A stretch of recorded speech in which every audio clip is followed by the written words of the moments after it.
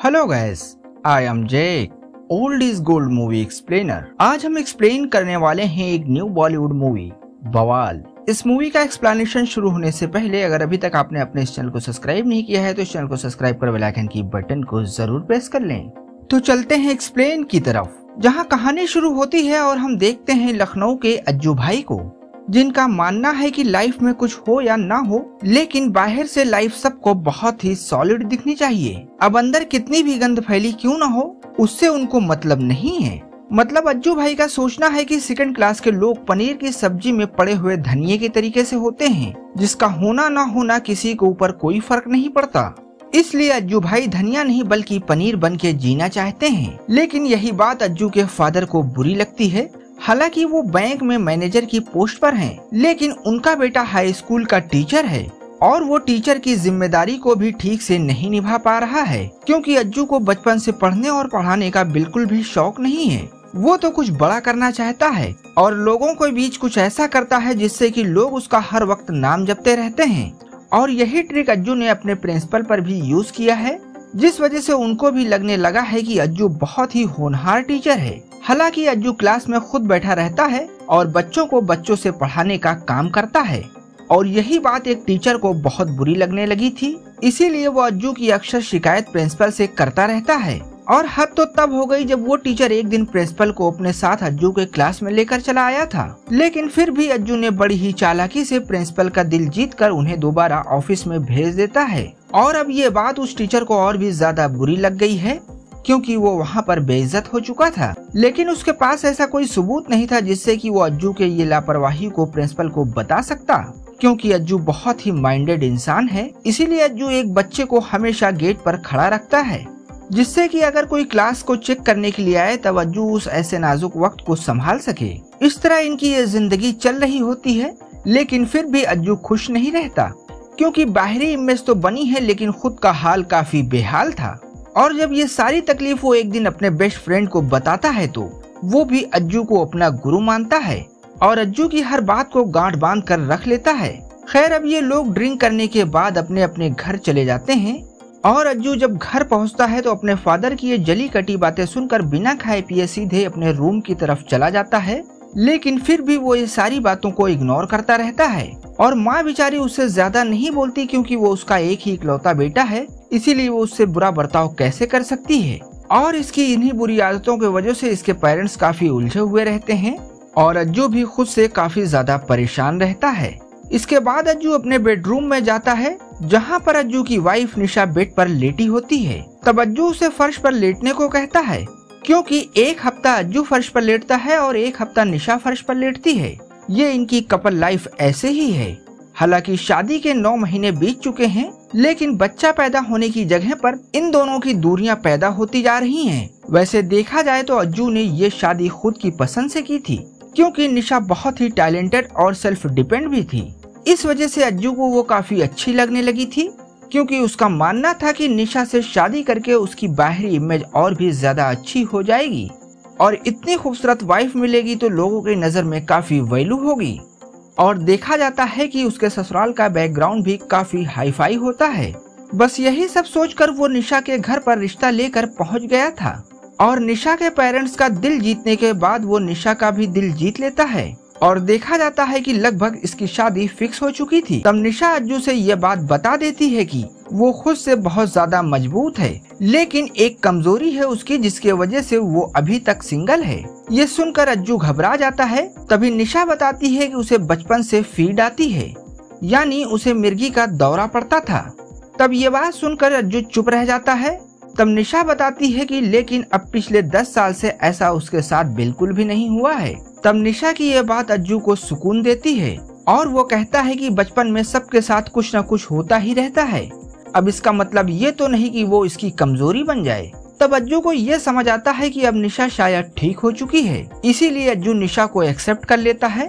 और अब निशा भी ये सोचकर खुश हो जाती है कि अज्जू जैसा समझदार हमसफर उसे मिला है।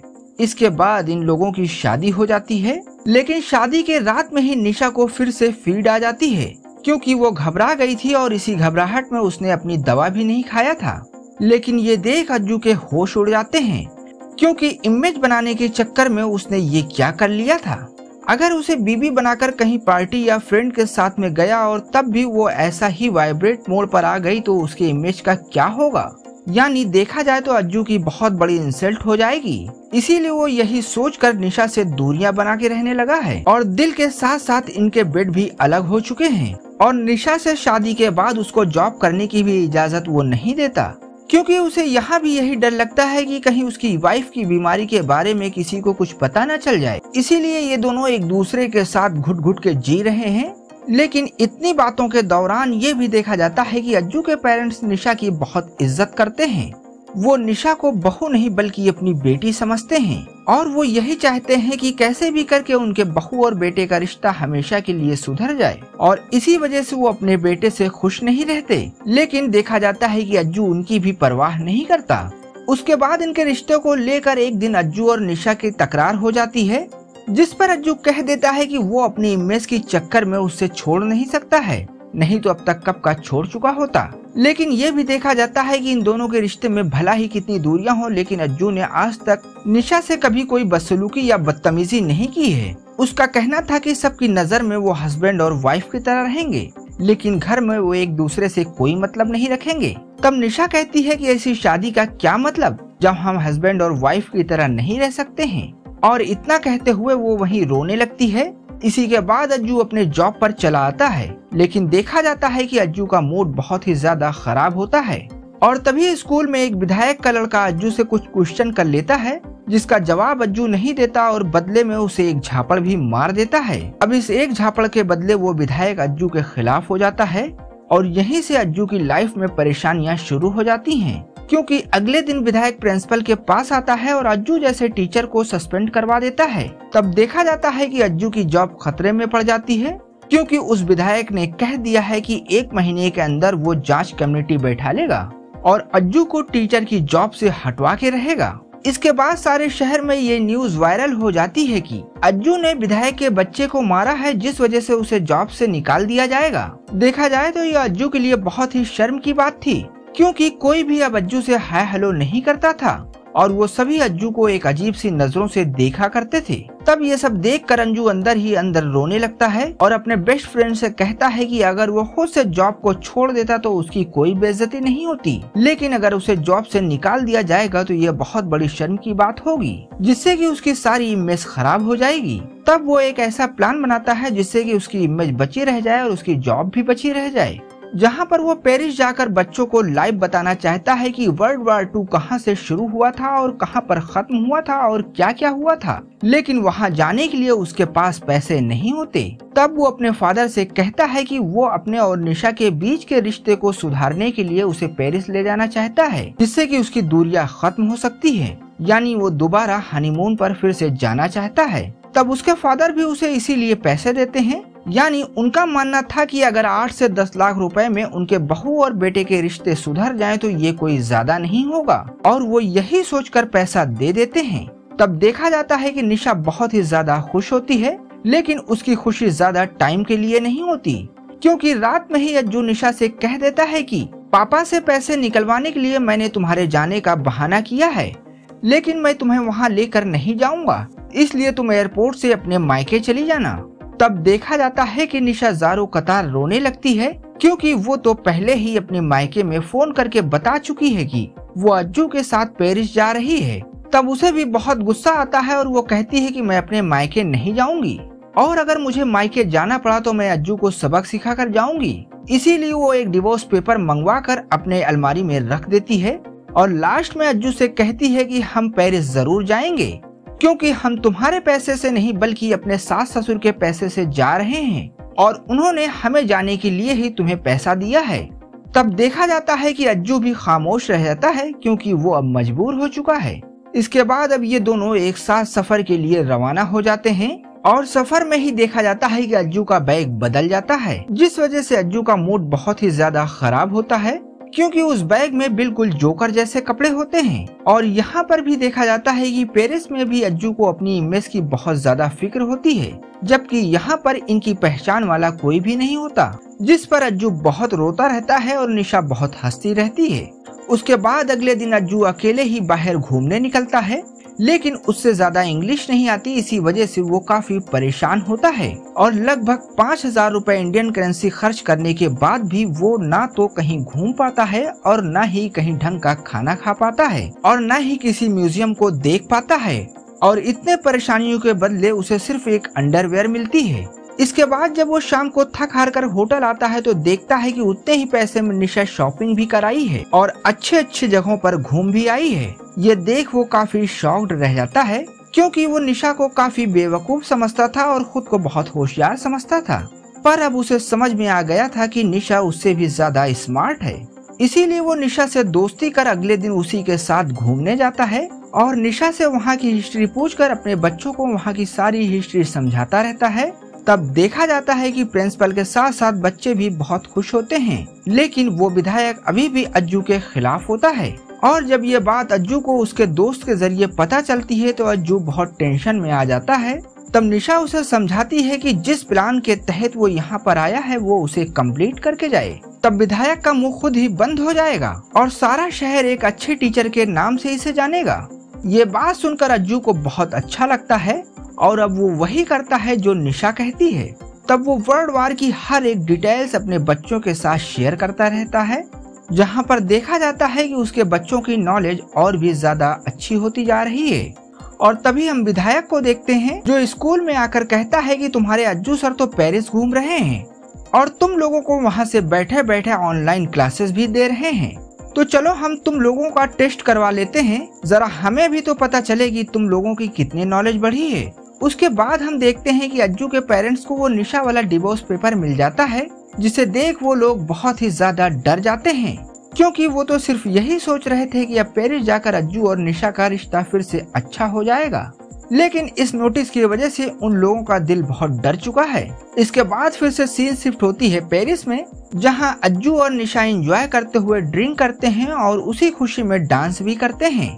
और अब निशा भी अपने इसी खुशी के पल को अपने सोशल मीडिया पर शेयर कर देती है। और जब ये बात अज्जू को पता चलती है तो अगले दिन वो निशा पर बहुत ही ज्यादा गुस्सा हो जाता है और कहता है कि तुमने डांस का वो वीडियो शेयर करके बहुत ही खराब कर दिया है, क्योंकि वहाँ स्कूल में सब ये समझ रहे हैं कि हम यहाँ स्कूल के बच्चों को पढ़ाने के लिए आए हैं, पर अब ये सब समझेंगे कि हम यहाँ हनीमून मनाने आए हैं। इससे वो विधायक और भी ज्यादा मेरे पीछे पड़ जाएगा और मेरी इमेज भी खराब हो जाएगी। तुम्हें ऐसा नहीं करना चाहिए था। मतलब देखा जाता है कि यहाँ पर इन दोनों का फिर से झगड़ा हो जाता है। तब निशा भी गुस्से में आकर कह देती है कि तुम्हें सिर्फ अपनी इमेज की पड़ी है और मेरी तो तुम्हें कोई फिक्र ही नहीं है, क्योंकि तुम नहीं सुधरने वाले हो। इसीलिए हम कल ही ये ट्रिप छोड़कर जा रहे हैं और यहाँ से जाकर डिवोर्स पेपर पर साइन करके हम अपने मायके चले जाएंगे। अब हमें तुम्हारे साथ बिल्कुल भी नहीं रहना है। तब देखा जाता है कि निशा की ये बातें सुनने के बाद अज्जू के पैरों तले जमीन खिसक जाती है, क्योंकि अब धीरे धीरे अज्जू को भी निशा से मोहब्बत हो चुकी है। और दूसरा सवाल ये भी था कि अगर निशा अज्जू से डिवोर्स ले लेगी तो अज्जू की इमेज का क्या होगा, और इसी वजह से अज्जू और भी ज्यादा अपसेट हो गया है। तब वो अगली सुबह निशा को समझाता है कि आज तक तुमने जो कुछ भी किया है और जो कुछ भी कहा है वो सब ठीक था।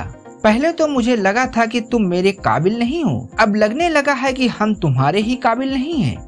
लेकिन फिर भी हम तुमसे इतना कहेंगे कि तुम अपनी इस ट्रिप को अधूरा छोड़कर ना जाओ। ये 3 दिन और बचा है, इस 3 दिन को तुम पूरा कर लो। उसके बाद तुम्हारे जो भी समझ में आए तुम वो करना। इसके बाद हम नेक्स्ट डे की सीन देखते हैं, जहाँ ये लोग हिटलर के उस चैम्बर में जाते हैं जहाँ लोगों को बेवकूफ बनाकर ले जाया जाता था और उन्हें वहाँ पर जिंदा जला दिया जाता था। तब देखा जाता है कि वहाँ का नजारा देखने के बाद निशा को फिर से फीड आ जाती है, क्योंकि वो उस गमगीन माहौल को बर्दाश्त नहीं कर पाती। तब हम नोटिस करते हैं कि अज्जू निशा के प्यार में तड़प जाता है और निशा के फीड आने के बाद उसे जरा भी लोगों की शर्मिंदगी नहीं होती। उसके बाद वो निशा का सर अपने गोद में रखकर उसका चेहरा सहलाता रहता है और लोगों से कहता रहता है कि ये मेरी वाइफ है। उसके थोड़ी देर बाद जब निशा को होश आता है तो वो खुद को अज्जू की बाहों में पाती है। ये देख उसे जिंदगी की सबसे बड़ी खुशी मिलती है। उसके बाद ये लोग इंडिया आ जाते हैं। तब एयरपोर्ट पर निशा टैक्सी पर अकेले ही बैठी होती है और अज्जू बाहर मायूस होकर खड़ा होता है, क्योंकि उसे लग रहा था कि निशा सीधा अपने मैके जाएगी। लेकिन देखा जाता है कि जब वो ड्राइवर पूछता है कि कहाँ जाना है तो निशा अपने ससुराल का एड्रेस बताती है। तब हम नोटिस करते हैं कि अज्जू को मानो तो फिर से जिंदगी की सबसे बड़ी खुशी मिल गई हो। तब ये दोनों फिर से हंसी खुशी अपने घर पहुंचते हैं, जहां इनके पेरेंट्स इन दोनों को एक साथ देखकर बहुत खुश होते हैं। उसके बाद अगले दिन जब अज्जू स्कूल जाता है तब वहां ऑफिस में वो विधायक बैठा होता है। तब अज्जू वहां पर पहुंचते ही अपनी गलती को एक्सेप्ट कर लेता है, क्योंकि अब उसे समझ आ गया था कि जिंदगी दिखावे से नहीं चलती और इंसान को हमेशा अपनी असलियत पर जीना चाहिए। दिखावा इंसान को अंदर ही अंदर खा जाता है। तब वो अपनी गलती मानते हुए अपना रेजिग्नेशन लेटर यानी अपना इस्तीफा टेबल पर रख देता है और उठकर वहां से जाने लगता है। तब वो विधायक कहता है कि रुको, और उसके बाद वो प्रिंसिपल वहां के बच्चों के हुए टेस्ट पेपर का रिजल्ट सुनाने लगता है, जिसमें उसके क्लास के बच्चे बाकी की क्लासेस से फर्स्ट आए हुए थे। ये सुनकर अज्जू बहुत ही ज्यादा खुश हो जाता है। तब वो विधायक कहता है कि हम चाहते थे कि इस स्कूल में कोई खराब पढ़ाने वाला टीचर ना रहे, लेकिन हम ये नहीं चाहते कि कोई अच्छा पढ़ाने वाला टीचर यहाँ से चला जाए, इसीलिए तुम अब यहीं रहोगे और कहीं नहीं जाओगे। और इतना बोलते हुए वो विधायक उसी लेटर को वहीं फाड़ देता है। तब देखा जाता है कि अज्जू खुशी खुशी उस ऑफिस से बाहर चला जाता है, जहाँ बहुत से बच्चे उसका इंतजार करते रहते हैं और वो सब अज्जू को दोबारा पाकर बहुत खुश होते हैं। उसके बाद अज्जू अपनी वाइफ को लेकर अपने घर चला जाता है और इसी हैप्पी एंडिंग के साथ ये मूवी यहीं खत्म होती है। आई होप कि एक्सप्लेन आपको पसंद आया हो, तो अपने इस चैनल को सब्सक्राइब कर बेल आइकन की बटन को जरूर प्रेस कर लें, ताकि ऐसे ही बहुत से इंटरेस्टेड मूवीज का एक्सप्लेनेशन आपको टाइम पर मिलता रहे। तो हम आपसे मिलते हैं नेक्स्ट वीडियो में। Take care.